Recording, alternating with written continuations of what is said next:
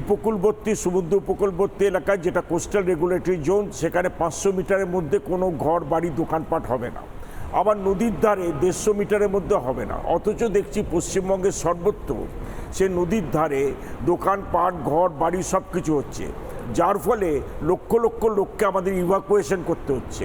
বাংলাদেশেও সেই একই অবস্থা। গতকাল তারা 8 লক্ষ লোককে ইভাকুয়েশন করেছে। এখন এই ধরনের আমরা যদি এনভায়রনমেন্ট প্রোটেকশন লটাকে আমরা যদি ভায়োলেট করি তাহলে আমাদের বিপদ অনিবার্য। আর যেটা অ্যাডভান্স টেকনোলজির কথা বলছি, আজকাল দেখো জিপিএস হয়ে গেছে, নানা স্যাটেলাইট ইমেজারি পিকচার হয়ে গেছে। আমরা বলতে পারি কখন লক গেট খোলা হবে, কখন জোয়ার আসছে, কখন বান আসছে, কখন জলটা কিভাবে বেরোবে।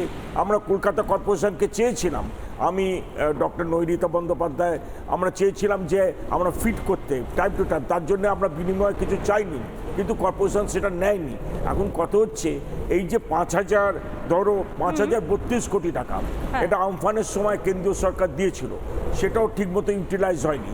অর্থাৎ আগে থেকে প্রশাসনের পক্ষ থেকে যদি কিছু ব্যবস্থা নেওয়া যেত তাহলে হয়তো ক্ষয়ক্ষতির যে পরিমাণটা সেটা কিছুটা হলেও একটু কমানো যেত। এই মুহূর্তে সুখেন্দু রয়েছে, সরাসরি দীঘার ছবিটা আমি দেখার চেষ্টা করব। এই মুহূর্তে সুখেন্দু রয়েছে। সুখেন্দু, এই মুহূর্তে কি ছবি উঠে আসছে সুখেন্দু?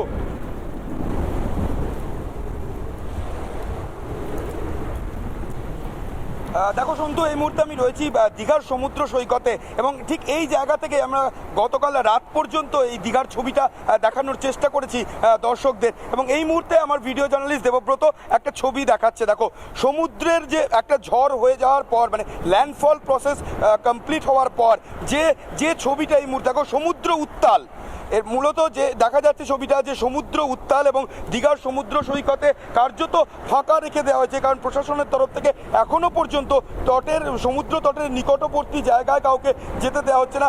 ওপরে যে এখানে যে বোল্ডার তৈরি করা হচ্ছে, অর্থাৎ যে বাঁধানো জায়গা রয়েছে, সেই বাঁধানো জায়গাতেই যে সমস্ত লোকজন তারা কিন্তু এখানেই রয়েছেন এবং সকলেই, এবং সকাল থেকে কিন্তু এই দীঘার আকাশে কালো মেঘ দেখা যাচ্ছে। সকাল থেকেই দীঘার আকাশে কালো মেঘ এবং একই সঙ্গে ঝোড়ো হাওয়া বইছে, এবং যে ঝোড়ো হাওয়ার গতিবেগ ঘন্টায় প্রায় 70 কিলোমিটার, 60 থেকে 70 কিলোমিটার, অর্থাৎ সর্বোচ্চ 70 কিলোমিটার, এবং এলোপাতারি এই ঝোড়ো হাওয়া চলছে। একই সঙ্গে সমুদ্র উত্তাল এবং একদমই সুখেন্দু সঙ্গে থাকো। দীঘার ছবি আমরা দেখলাম, এই মুহূর্তে বকখালির ছবিটা আমরা দেখে নিই। বকখালি থেকে আমাদের প্রতিনিধি ওয়েন্দ্রিলা রয়েছে। ওয়েন্দ্রিলা, এই মুহূর্তে বকখালির ছবি কি? এই মুহূর্তে আমি সরাসরি তোমার থেকে জানার চেষ্টা করবো, এই মুহূর্তে হাওয়ার গতিবেগ কি বুঝতে পারছো, কি ছবি উঠে আসছে?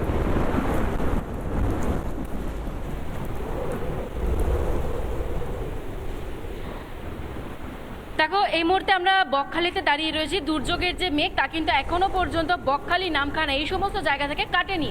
বিপর্যয় মোকাবিলা দপ্তরের তরফ থেকে যেটা জানানো হয়েছে যে এই নামখানার ওপর দিয়ে কিন্তু এখনো পর্যন্ত বেশ ভালো জোড়ো হাওয়ার প্রভাব চলবে। শুধুমাত্র তাই নয়, আজ সারাদিন আগামীকালও কিন্তু এই ভারী বৃষ্টির সতর্কতা জানানো হয়েছে এবং এই উপকূলবর্তী এলাকায় যারা এই মুহূর্তে এসে পৌঁছেছেন পর্যটক হিসেবে, সেক্ষেত্রে তাদেরকে একেবারে সমুদ্রে নামতে দেওয়া হচ্ছে না।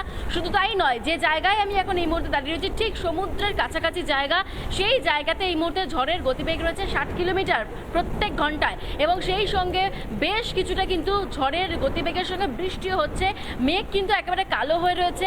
শুধু তাই নয়, সকাল থেকে কিন্তু প্রচুর জায়গায় আমরা গাছ পড়ে যাওয়ার কিন্তু সম্ভাবনা আমরা দেখতে যেরকম পেয়েছি, তার সঙ্গে আমরা গতকাল রাত্রেও ফ্রেজারগঞ্জে কিন্তু গাছ পড়ার সমস্যার কথা আমরা শুনতে পেয়েছি, এবং ফ্রেজারগঞ্জে গতকাল কিন্তু বেশ কয়েকটা গাছ ভেঙে পড়েছে এবং রাস্তার উপরই ভেঙে পড়েছিল।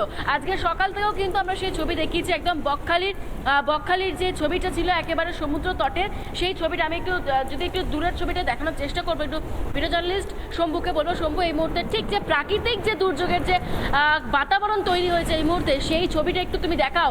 গতকাল কিন্তু এই জায়গাতেই বোঝা গেল বকখালিতে এখনো হাওয়ার তীব্রতা কিন্তু রয়েছে এবং বাতাস বইছে। এই মুহূর্তে সেই ছবি আমরা দেখতে পাচ্ছি। আমরা সরাসরি একটু সৈকতের কাছে যাই। সৈকত রয়েছে ক্যানিং থেকে। সৈকত, এই মুহূর্তে ক্যানিং এর কি ছবি উঠে আসছে সৈকত?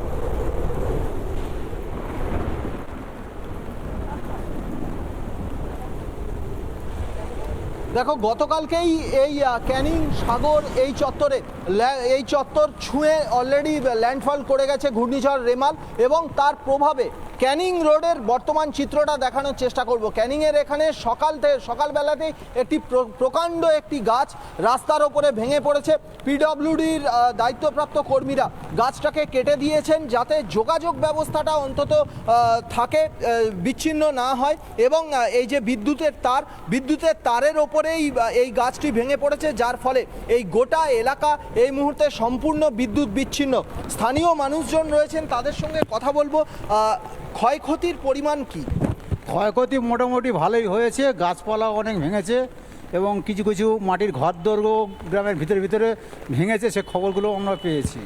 চাষবাসের কতটা ক্ষতি? চাষবাসে যত সবজি বাগান ছিল সমস্ত সবজি বাগান নষ্ট হয়ে গেছে। এখন খাদ্যের সংকট ঘটতে পারে এবং দাম বৃদ্ধিও হতে পারে, তার জন্য আমরা গরিব মানুষ খুব আতঙ্কিত হয়ে আছি। বৃষ্টি বা এখনো চলছে, ঝড় যেটা ল্যান্ডফল করে গেছে গতকাল, ক্ষয়ক্ষতি হয়েছে বলছেন। প্রশাসনের তরফ থেকে কোনো কর্তা ব্যক্তি এখনো পর্যন্ত আপনাদের এই এলাকায় এসেছে? আমাদের এখানে প্রশাসনিকভাবে কেউ আসেনি, তবে আমাদের এখানে যেসব রাজনীতি কর্মীরা রয়েছে তারা আমাদের আশেপাশের মানুষজনকে সচেতন করেছেন, মাইক প্রচার করেছেন এবং বলেছেন যে স্কুল আছে, স্কুলে গিয়ে থাকবেন, আপনাদের খাওয়া দাওয়ার যা কিছু ব্যবস্থা করার আমরা করব, এটুকু বলেছেন। একদমই সৈকত, রেমালের প্রভাবে কিন্তু গোটা বাংলা বেসামাল আমরা দেখতে পাচ্ছি। সব থেকে বেশি ক্ষতিগ্রস্ত হয়েছে কৃষকরা এবং যারা উপকূলবর্তী এলাকার মানুষ রয়েছেন। কৃষকদের জমির ফসল কিন্তু নষ্ট হয়ে গিয়েছে মধুকল্পিতা, এবং এই জায়গা থেকেই প্রশ্ন উঠবে যে প্রশাসনের তৎপরতায় কি কিছু গাফিলতি ছিল? আমি আবহাওয়াবিদ থেকে শুরু করে পরিবেশবিদ যারা রয়েছেন তাদের কাছে আমি ছোট্ট করে জানার চেষ্টা করব। আপনারা তো প্রশাসনকে সহযোগিতা করতে পারেন, আপনারা তো বলতে পারেন যে আমাদের কাছে টেকনোলজি রয়েছে, আমরা বুঝতে পারছি যে এভাবে কাজ করলে অনেকটা সহযোগিতা হবে, এইভাবে কাজ করলে অনেকটা ক্ষয়ক্ষতি কম হবে। আমি সৌমেন্দ্রবাবুর কাছে থেকে এই বিষয় নিয়ে আসার চেষ্টা করবো। সৌমেন্দ্রবাবু, এই যে পশ্চিমবঙ্গের উপর দিয়ে ঝড় ঝাপটা বারবার যেতে দেখি, তো আগে থেকে কি প্রশাসনের পক্ষ থেকে কিছু সাবধানতা অবলম্বন করা যেত না, যার ফলে হ্যাঁ প্রাকৃতিক দুর্যোগ অবশ্যই ক্ষয়ক্ষতি হবে, কিন্তু সেই সাবধানতা কি অবলম্বন করা যেত না? যেমন রাস্তায় জল জমে রয়েছে, ইলেকট্রিকের যে কানেকশনগুলো সেগুলোকে কাটার ব্যবস্থা, এগুলো কি আগে থেকে করলে ভালো হয় না? দেখো, prevention is better than cure. কথা হচ্ছে যে সেটা আমরা দুটোভাবে করতে পারি। একটা হচ্ছে অ্যাডভান্স টেকনোলজি অ্যাডপ্ট করে, আর একটা হচ্ছে আমাদের নিজের বিচার বিবেচনা দিয়ে। যেমন আমাদের এনভায়রনমেন্টাল প্রোটেকশন লতে আছে যে সমুদ্র উপকূলবর্তী এলাকায় যেটা কোস্টাল রেগুলেটরি জোন, সেখানে 500 মিটারের মধ্যে কোনো ঘর বাড়ি দোকানপাট হবে না। আবার নদীর ধারে 150 মিটারের মধ্যে হবে না। অথচ দেখছি পশ্চিমবঙ্গের সর্বত্র সে নদীর ধারে দোকানপাট, ঘর বাড়ি সব কিছু হচ্ছে, যার ফলে লক্ষ লক্ষ লোককে আমাদের ইভাকুয়েশন করতে হচ্ছে। বাংলাদেশেও সেই একই অবস্থা। গতকাল তারা 8 লক্ষ লোককে ইভাকুয়েশন করেছে। এখন এই ধরনের আমরা যদি এনভায়রনমেন্ট প্রোটেকশন লটাকে আমরা যদি ভায়োলেট করি তাহলে আমাদের বিপদ অনিবার্য। আর যেটা অ্যাডভান্স টেকনোলজির কথা বলছি, আজকাল দেখো জিপিএস হয়ে গেছে, নানা স্যাটেলাইট ইমেজারি পিকচার হয়ে গেছে। আমরা বলতে পারি কখন লক গেট খোলা হবে, কখন জোয়ার আসছে, কখন বান আসছে, কখন জলটা কিভাবে বেরোবে। আমরা কলকাতা কর্পোরেশনকে চেয়েছিলাম, আমি ডক্টর নৈরিতা বন্দ্যোপাধ্যায়, আমরা চেয়েছিলাম যে আমরা ফিট করতে টাইম টু টাইম, তার জন্য আমরা বিনিময়ে কিছু চাইনি, কিন্তু কর্পোরেশন সেটা নেয়নি। এখন কত হচ্ছে, এই যে 5,032 কোটি টাকা এটা আমফানের সময় কেন্দ্রীয় সরকার দিয়েছিল, সেটাও ঠিকমতো ইউটিলাইজ হয়নি। অর্থাৎ আগে থেকে প্রশাসনের পক্ষ থেকে যদি কিছু ব্যবস্থা নেওয়া যেত তাহলে হয়তো ক্ষয়ক্ষতির যে পরিমাণটা সেটা কিছুটা হলেও একটু কমানো যেত, এবং সাধারণ মানুষ তাদেরকে অবশ্যই আজকের দিনে সাবধান থাকতে হবে, সাবধানতাটা অবলম্বন করতেই হবে। যেমনটা বলছিলেন পরিবেশবিদরা যে আজকের দিনে যারা বাড়ি থেকে বেরোচ্ছেন চেষ্টা করবেন বিকেলের দিকে তারা তাড়াতাড়ি বাড়িতে ফিরে আসার, বিকেলের দিকে তাড়াতাড়ি বাড়ি ফিরে আসাটা আজকের দিনে অনেক অনেক জরুরি, তাই তো সন্তু?